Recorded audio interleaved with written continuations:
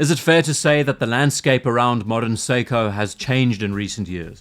How the perception of the brand has changed? How some of their pieces are quite a departure from what they were known for originally? Look, we could say the same statements for all watch brands. The landscape has most certainly changed. The perception of a lot of these makers have changed just as much, and many of their current pieces are a divergent departure from their origin. You know what I find so amazing about Seiko is it's one of the most recognizable brands in the world.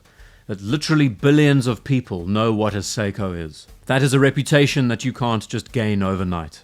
The community was and still is so divided by this change that the brand is leaning more towards luxury, a word that I'm going to put in inverted commas. The Seiko watches that we have great reverence for, the sports watches, the tool watches, they were never considered luxury back in the day. In fact, we could consider them anti-luxury in a sense. You know, they're the sorts of watches that you could pick up in a cardboard box before getting on your flight overseas, put it on your wrist, never have to think about a watch again. They were watches that were easy, they were affordable, and you never had to put much thought into their ownership. Now that whole situation has changed somewhat in recent years. So let me ask you this, what is one thing that we have seen happen annually in the watch world since time immemorial? Price increases without fail. Prices keep going up. And do we get a better product for the money from some of our most popular and beloved brands?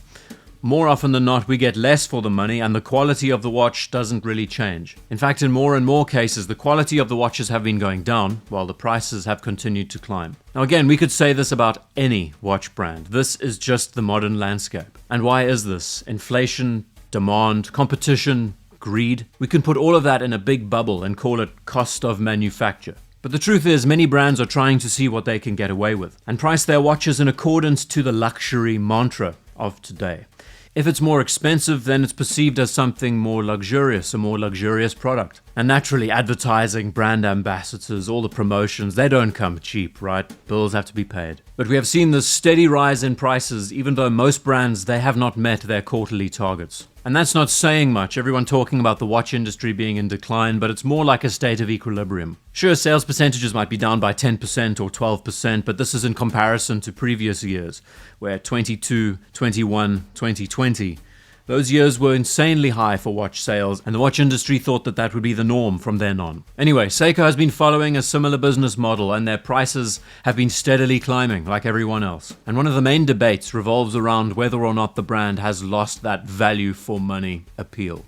To quantify the word value and value proposition is extremely difficult because we all come from different circumstances. Our incomes are different, the prices we're willing to spend are also different. But where once upon a time a Seiko SKX, a Seiko 5, a Seiko quartz piece, they could be found for unbeatable prices. And they've always had such a strong reputation for those of us starting in the game. When it comes to recommending a watch to a friend, these were the pieces that we would always jump to. So what actually happened? Prospex happened.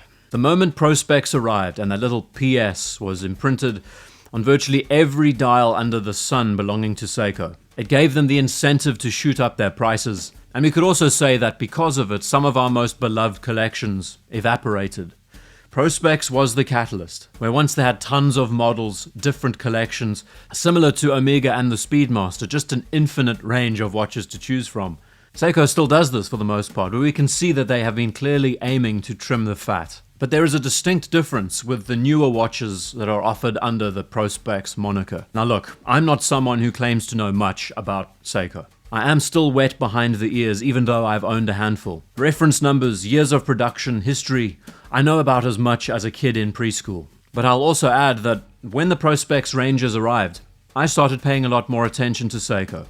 And maybe this is just my naivety. I like the idea that these pieces, the collections, were a bit tighter. After paying closer attention, I started seeing how manufacturing had been improved, how their build tolerances in a lot of places seemed to improve. And I don't know what it is, on a deeper level, I think the image of the brand had changed in my mind. And the underlying enthusiast debate about where Seiko is now compared to where they were is that the older watches were affordable, but the quality control was pretty poor.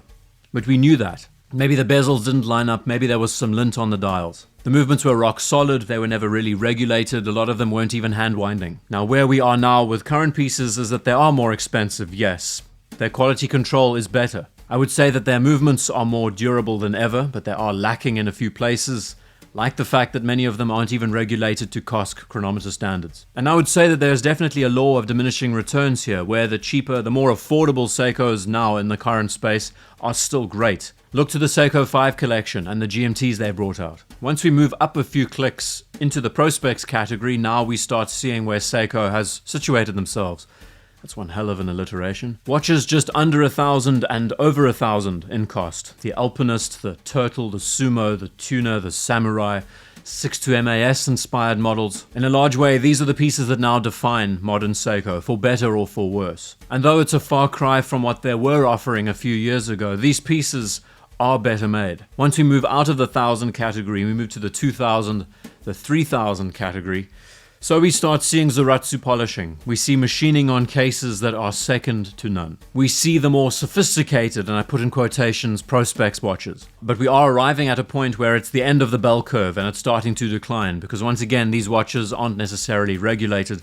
The movements, though they're good, they lack things like efficient power reserves. The watches themselves, they might be too thick for their own good. The choice of materials, maybe they're still using hard-lex crystals at this stage, not sapphire. Some don't even use ceramic bezels at this level. And let's not forget that clasps, especially, the number one thing that we always complain about, they don't really improve no matter how high you go up in the price points. But that said, across all of these prices, there are some gems to be found. If we want to get to the heart of the matter, Seiko has always wanted to be in competition with the Swiss.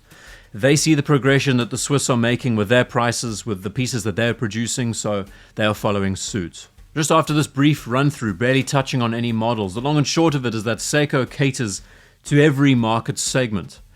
And I think this is to their detriment. Where it was once known as an easy and accessible watch that anyone could wear, the reputation has changed, and they've manufactured it themselves. To me, as an outsider, it doesn't feel like the brand has a clear idea of exactly what they're doing at this stage. So they've decided to have the cake and eat it as well, producing relatively affordable watches under the guise of Seiko 5, while also pushing the Prospex collection further and further up market, but not necessarily taking in everything that they need to in order to compete with the likes of more higher-end Swiss pieces. And let's not forget, when we move into the upper tiers of Seiko and the Prospex line, so we start looking at the entry-level tiers of Grand Seiko. In line with the title of this video, are Seiko watches worth it anymore? As enthusiasts, we will never be happy. Where once upon a time they were cheap, they had poor quality control, but we would let that slide. Now they are more expensive, but their quality control has increased, their build tolerances are better, the movements have improved. So they still don't win everyone over. When I look at other Swiss contemporaries and how their image has changed over time,